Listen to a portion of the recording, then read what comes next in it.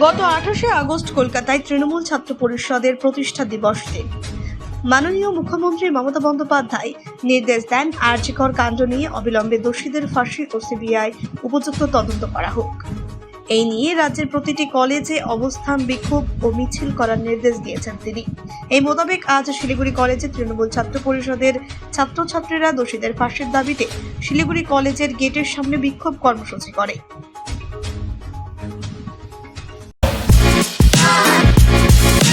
Want luxurious interiors at affordable prices?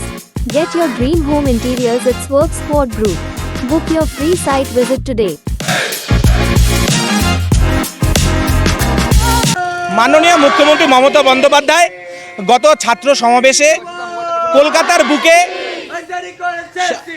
1 লক্ষ 2 লক্ষ ছাত্রছাত্রীর কাছে কথা দিয়েছে যে আমাদের ধর্ষকদের ফাঁসি চাই।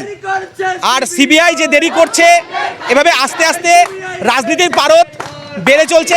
শাসক বিরোধী যেসব রাজনৈতিক দল আছে সাধারণ মানুষকে ভুল বুঝিয়ে তাদের স্বার্থসিদ্ধির চেষ্টায় সাধারণ মানুষকে নিয়ে একটা নোংরা রাজনীতির খেলায় নেমেছেন।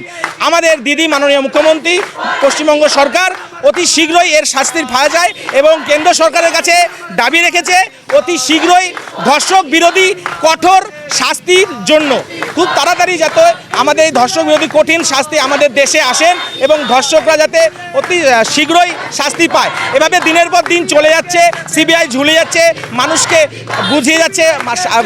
ছোট থেকে শুরু করে বুড়ো বড় প্রত্যেকটি সংস্থার মানুষ রাস্তায় নেমেছে, তবু সিবিআই তথা কেন্দ্র সরকার কোনো তার সুরাহা করছে না। তো মাননীয় মুখ্যমন্ত্রী মমতা বন্দ্যোপাধ্যায় কথা দিয়েছে মহিলা এমএলএ যারা আছে, মহিলা এমপি, কাউন্সিলর প্রত্যেকে মিলে এই 7 দিনের মধ্যে যদি আমাদের ধর্ষকের ফাঁসি না হয় তিনি কেন্দ্রীয় ভবনে যাবেন এবং কেন্দ্র সরকারের বিরুদ্ধে পথে নামবে, আন্দোলন করবেন। আমাদের আর 7 দিনের মধ্যে ফাঁসি চাই।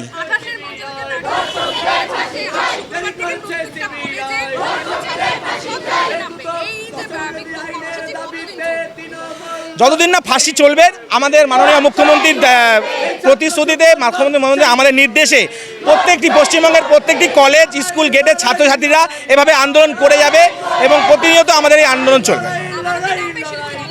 হ্যাঁ, অবশ্যই নামবে।